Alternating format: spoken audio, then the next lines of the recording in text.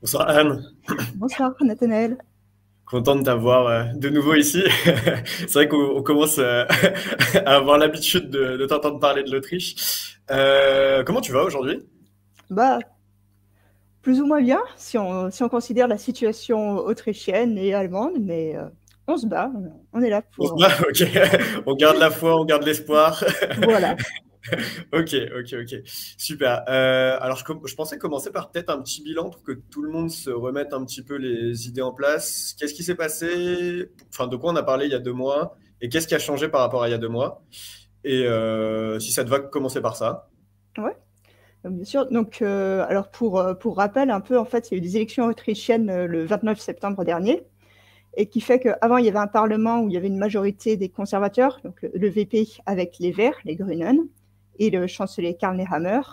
Et là, la majorité a complètement changé, puisque l'extrême droite est arrivée en tête pour la première fois de l'histoire récente du pays, avec un peu moins de 30% des voix, suivi par les conservateurs, et puis par les socialistes avec environ 20% des voix. Et aussi au Parlement, il y a deux autres partis, les Néos, qui sont des libéraux, enfin culturels économiques, et les écolos qui sont les derniers. Donc il y a ces 5 partis au Parlement. Et donc initialement, comme le Parti conservateur avait dit très clairement qu'il ne voulait pas faire de coalition avec l'extrême droite et que les autres partis non plus, le président de la République avait dit c'est pas possible que les partis d'extrême droite fassent de coalition pour gouverner puisqu'il n'a pas de majorité et que personne ne veut faire de coalition avec eux. Donc il avait demandé au deuxième parti arrivé en tête, donc présidé par Karl Nehammer, donc l'ancien chancelier, de former une coalition. Et il avait commencé les négociations avec les socialistes, donc le SPE, et les Néos, donc ce parti libéral. Et donc, il y a une... Voilà, c'était une coalition tripartite, donc parce que, en fait, avec juste les conservateurs et les socialistes, il y aurait eu 92 députés, ce qui est un demi-député de plus que ce qu'il faut pour avoir la majorité. Donc, pour être sûr, ils avaient préféré faire une négociation à 3, un peu sur le modèle de ce qu'il y avait en Allemagne, mais en évitant de refaire les mêmes erreurs que pour l'Allemagne. Sauf qu'il y a eu une centaine de jours de négociations, et finalement, le 3 janvier, les néos sont sortis des négociations, et le 4, les socialistes aussi. On dit que voilà, c'était pas possible, pour des raisons notamment liées au budget, et notamment les retraites. Donc les conservateurs voulaient faire des grosses coupes dans les retraites et reculer l'âge de départ à la retraite et la durée de cotisation, et aussi réduire l'augmentation des retraites avec l'inflation. Les néos, c'était plutôt court. Pour les socialistes, étaient radicalement contre, à part éventuellement reculer l'âge la durée de cotisation. Donc finalement, les négociations sont tombées par terre. Donc suite à ça, donc ça s'est passé il y a 10 jours, il y avait 2 possibilités, soit des nouvelles élections, soit l'extrême droite qui essaye de faire un gouvernement, puisque en fait le Nehammer, donc le chancelier conservateur, a dit que, voilà, il a dit je démissionne puisque j'ai pas réussi à faire ce que je voulais faire, mais d'autres membres de son parti qui étaient plus pour faire des négociations avec l'extrême droite, eux ont dit nous on est d'accord pour essayer de négocier. Donc le parti a donné un mandat au président par intérim du Parti conservateur, Christian Stocker, pour négocier avec Kickel, le chef de l'extrême droite. Et donc, ils ont commencé les négociations jeudi dernier entre Kickel et les conservateurs. Et les conservateurs, d'accord, ok. Et c'est quand même assez surprenant. Enfin, on s'attend. Enfin, comme ils avaient annoncé qu'ils le feraient jamais, etc. C'est quand même assez surprenant que les conservateurs, au final, ils changent de. Enfin, ils retournent leur veste un petit peu Mais est-ce que pour toi, c'était prévisible? Est-ce que c'était quelque chose que tu sentais un petit peu venir? Est-ce que, je sais pas, il y avait quand même des petits signes qui mettaient un peu la puce à l'oreille? Alors, juste, enfin, pendant la durée des négociations, pour moi, j'avais l'impression que les conservateurs étaient assez clairs entre eux sur le fait qu'ils ne voulaient pas se négocier avec l'extrême droite. Mais en fait, bien avant et avant les élections, il y avait énormément de signes qui montrent que les conservateurs ne sont pas tant contre faire des alliances avec l'extrême droite. Déjà parce qu'au niveau de différents lenders, il y a plusieurs lenders autrichiens dans lesquels il y a déjà des alliances ou des gouvernements de coalition. Enfin, il y a 1, 2, 3, 4. Il y a dans 5 lenders sur 9, sur les 9 que compte l'Autriche, il y a des coalitions entre l'extrême droite et la droite, dont un en Styrie où c'est l'extrême droite qui a le lead. D'accord. Et puis, et aussi, même au niveau national, la droite, les conservateurs ont déjà gouverné avec l'extrême droite. C'est juste qu'avant, c'était la droite qui avait le chancelier et l'extrême droite qui était un peu en dessous, alors que là, ce serait une situation inverse. Ok, ouais, donc c'est quand même un peu inédit malgré tout, mais quand même un tantinet prévisible. Même, après, moi, Oui. j'ai quand même aussi cette impression même que les conservateurs, ils ont quand même tendance à emprunter beaucoup d'éléments de langage de l'extrême droite autrichienne, Voilà. à progressivement tendre vers eux aussi, je dirais. Et je sais pas si tu as aussi cette impression, mais pour moi, c'était aussi un truc qui mettait un petit peu la puce à l'oreille. Au final, leurs programmes, ils sont pas si différents de mon point de vue. Je sais pas si tu es d'accord, mais idéologiquement, sur toutes les questions d'immigration, je vais juste donner un exemple. Il y a quelques semaines, les Syriens ont réussi à faire tomber Bachar el-Assad. La première chose que le ministre de l'Intérieur, donc qui était un peu par intérim, a dit, c'est on va geler les demandes d'asile des Syriens pour voir si on ne peut pas les renvoyer dans leur pays. Voilà. Donc c'est tout à fait ce que pourrait dire l'extrême droite sur ce genre de sujet. Donc idéologiquement, alors aussi, je pense que dans ce parti, il y a aussi deux tendances. Il y a des voix qui sont vraiment idéologiquement contre l'extrême droite et qui veulent vraiment pas s'allier à l'extrême droite, et d'autres qui n'ont pas de problème idéologique avec, même si c'est pas le cœur de leur idéologie. Ouais, d'autres une partie entre guillemets qui serait plus proche des néos, du coup, de ceux qui sont plutôt libéraux, un petit peu comme en France au final. Ouais, ok. Et j'avais aussi entendu parler qu'éventuellement même les néos, ils rejoindraient cette coalition. Est-ce que je sais pas si c'est une fake news ou si. J'ai pas vu d'informations. Ça doit être une fake news. J'ai dû voir quelque chose sur une source pas très fiable. Ok. Après, les néos, il y a quand même des différences idéologiques sur certains points. Culturellement, les néos, pour tout ce qui est question, notamment droits des personnes LGBT et tout ça, ils sont racistes, ce qui est absolument pas le cas du FPE. Donc, je sais pas si vraiment ils pourraient s'allier là-dessus. Sur d'autres sujets, peut-être. Je sais pas trop la position des néos sur la question d'immigration, de musulmans ou autres, mais. Ouais, ok.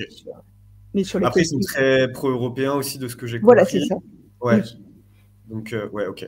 Donc, ça paraît quand même un petit peu, peut-être. Oui, ça me semble pas complètement logique par rapport au positionnement des néos. Ok.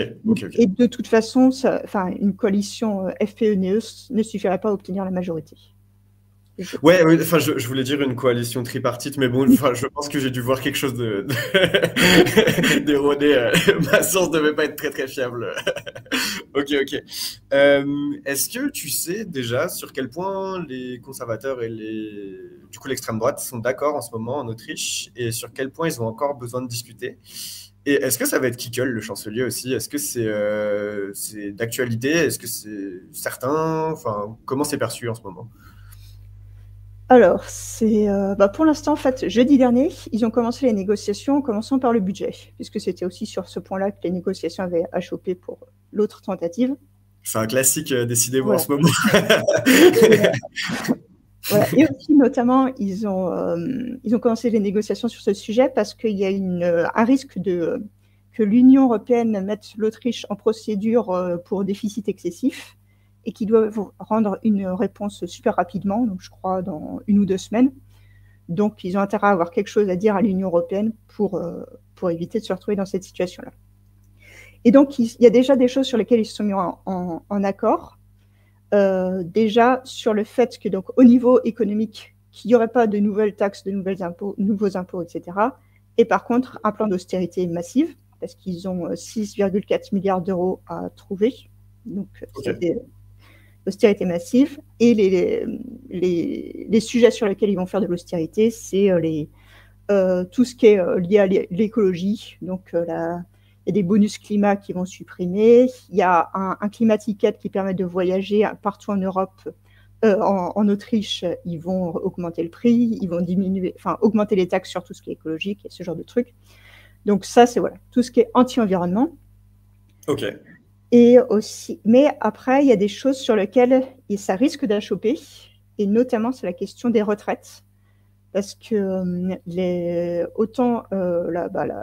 conservateurs, vu ce qu'ils ont fait dans les négociations précédentes, ils veulent vraiment faire beaucoup d'économies sur la retraite, puisque c'est là où c'est très facile d'en faire.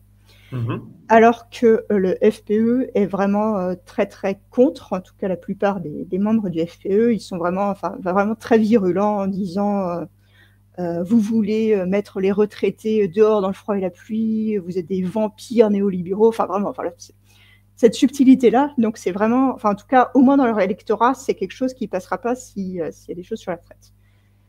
Ouais, parce qu'ils se présentent beaucoup comme un parti du peuple qui veulent aider les Autrichiens entre guillemets de souche. Oui, du coup, c'est vrai que ça serait un peu surprenant. Oui. Ok. Voilà. Et à la place, l'extrême droite veut faire des économies sur les demandeurs d'asile et ce genre de choses, bien évidemment. Ok. Ce que les conservateurs pourraient accepter pour le coup, tu penses? Alors ça, je pense qu'il y en a certains, oui, qu'idéologiquement, ça les dérangerait pas. Et même, d'après ce que j'avais vu, c'était des retours des Verts quand ils étaient dans le gouvernement de droite, des conservateurs. Ils disaient que les conservateurs voulaient faire passer des choses anti-immigrés que les Verts avaient réussi à éviter, mais visiblement, certains de nos conservateurs ne sont pas contre des mesures anti-immigrés. D'accord, ok. Donc vraiment des restrictions de droit d'asile, ce genre de choses, même des expulsions. Voilà, c'est ça. Donc donc c'est même un des développements. Oui, c'est ce qui se dit tout bas dans le FPE, c'est des expulsions violentes de demandeurs d'asile, ce genre de choses. Donc, oui, ok, oui, donc ça va. Évidemment, c'est pas assumé officiellement, mais c'est ce qui se trame. Ok. Et comment c'est perçu en ce moment dans l'opinion publique autrichienne? Est-ce que j'imagine qu'il y a pas mal d'Autrichiens qui ont voté conservateur en se disant qu'ils n'allaient pas les trahir et pas s'allier avec l'extrême droite. Est-ce que tu as l'impression que ce sentiment, il est fort, qu'il existe? Peut-être juste. Et je sais pas, est-ce que les gens se sentent trahis? Je sais pas comment ça se passe dans la rue. Enfin, il y a des manifestations, j'en ai vu. Est-ce que... Alors au niveau des conservateurs, c'est difficile à dire, parce que ce qu'on sait, c'est que les sondages montrent que l'extrême droite a encore augmenté dans les sondages. D'accord, ok. Donc c'est pas... Voilà. Mais ça peut aussi être lié à d'autres facteurs, mais visiblement, les électeurs n'ont pas été écoutés par ce qui se passe, par les conservateurs en tout cas. Okay. Et par contre, à gauche, ça se mobilise, et même ça se mobilise beaucoup. Donc, il y a eu jeudi dernier une mobilisation à l'appel d'un collectif qui s'appelle Wir gegen Rechts, donc nous contre les droites. Et donc jeudi, en fait, qui est un peu une tradition contre l'extrême droite. C'était au début des années 2000, quand l'extrême droite est arrivée au pouvoir pour la première fois en Autriche, donc en coalition avec les conservateurs, mais c'était conservateurs. Il y avait des manifestations tous les jeudis. Okay. Et donc, ils ont repris cette tradition. Et là, jeudi dernier, il y a eu une énorme manifestation avec 50 000 manifestants selon les organisateurs, donc ce qui est beaucoup pour l'Autriche. C'est énorme. Ouais. Mais pour l'Autriche, c'est vraiment beaucoup. Et il y avait des gens très variés, des jeunes, des vieux, même des enfants. Enfin, c'était... Donc, en tout cas, à gauche, ça a l'air de se mobiliser, y compris chez des gens qui ne sont pas forcément les plus actifs politiquement. Ok, ouais, ça fait peur quand même ce qui peut se passer. Ouais, parce que du coup, je crois qu'on a oublié de répondre à ça, mais ouais, du coup, là, s'il y a un chancelier, ça sera Kikel. Ça sera pas, du coup... C'est lui qui mène les négociations pour l'extrême droite, donc probablement ce sera lui. Ouais, c'est lui qui est en position de force, donc c'est... Ouais, ok. Donc c'est vraiment très probable, d'accord, ok. Voilà, parce que celui qui négocie... déjà, dans le parti d'extrême droite, c'est lui qui est en position de force, et c'est lui le chef du parti. Et puis, pour les conservateurs, le chancelier, la personne qui négocie, c'est Christian Stocker, qui est un peu un inconnu au bataillon et qui est juste là par intérim, mais c'est pas Ouais, non donc il plus. n'y a pas beaucoup de poids dans l'équation, Voilà, quoi. Ok. c'est ça. Ok. Enfin, par rapport à Kickel, c'est niette. Ok, ok, je vois. Bon, ça fait quand même, ça fait quand même un peu. Bon, Voilà. je comprends Mais que le moral soit pas au top. Et ouais, du coup, dans les médias aussi, comment c'est perçu en Autriche? alors, il y a eu un développement très très récent. En fait, hier, il y a eu une publication par Der Standard, qui est un journal de centre-gauche, donc qui s'appuyait sur une enquête faite par des journalistes de France Télévisions sur l'extrême droite, et en gros qui ont suivi l'extrême droite autrichienne. Et ils ont filmé en caméra cachée notamment une Stammtisch, donc c'est une sorte de rencontre repas qui est organisée donc, par l'extrême droite viennoise, où deux députés de l'extrême droite disaient des trucs absolument, enfin toutes sortes de trucs de fascistes, comme on peut l'imaginer, donc voilà, qui veulent quitter l'Union européenne. Donc, ils critiquaient vachement l'Union européenne et en même temps disaient que le régime des talibans, par contre, il était bien. Ils voulaient voilà. Bon. Voilà, que eux au moins ils savent tenir les Afghans, et que pas comme les Afghans qu'il y a en Autriche, ce genre de choses. Ils voulaient voilà, des discours anti-musulmans, des discours, voilà, ils prenaient des expulsions violentes des demandeurs d'asile. Ils voulaient abolir la Commission européenne des droits de l'homme. Ils parlaient d'un Exit, donc une sortie de l'Union européenne, donc toutes sortes de choses. Ok. Et en même temps, ils ont traité donc, du Parti conservateur comme de gens pathétiques. Donc, et voilà. Donc c'est en plein pendant les négociations. Donc là, ça fait ok. Voilà. Petit Donc, scandale voilà. ma pique, ok. Donc, Et typiquement, ça serait. Enfin, je pense par exemple à une question qui est assez importante en ce moment. Sur la neutralité de l'Autriche, que ce soit les conservateurs ou l'extrême droite, ils ont quelle position là-dessus? Ils sont atlantistes? Pas forcément? alors, Euh, les Autrichiens sont tous plus ou moins pour la neutralité et pas trop d'intervention, notamment en Ukraine. Néos, Mais ils sont un peu pro-atlantiques, non? voilà, Ou, les ouais. Néos, voilà, il y a des Néos, c'est un peu les seuls à être vraiment pro-atlantistes, pro-européens.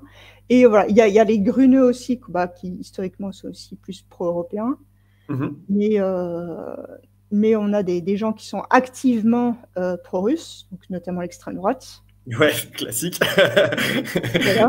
Et donc, ce serait aussi, voilà, en termes de politique internationale, ça changerait aussi la donne si c'était l'extrême droite qui arrivait au pouvoir, parce que, voilà, comme les extrêmes droites d'Europe centrale, et puis même de chez nous, ils sont vraiment activement pro-russes. Ok, ouais, d'accord. Et donc, bon, on va faire un peu de la prospective. Je sais pas si c'est un exercice que tu aimes bien, mais qu'est-ce que tu attends un peu de ce qui va se passer en Autriche pour les prochaines années? Comment tu vois la situation? Alors, il y a plusieurs possibilités. Soit le scandale qui vient d'être révélé là a suffisamment d'impact, parce qu'ils sont aussi attaqués à la liberté de la presse et au journal qui a publié ça, donc qui s'appelle Der Standard. Ah oui, ok, d'accord. Ah oui, d'accord, ok.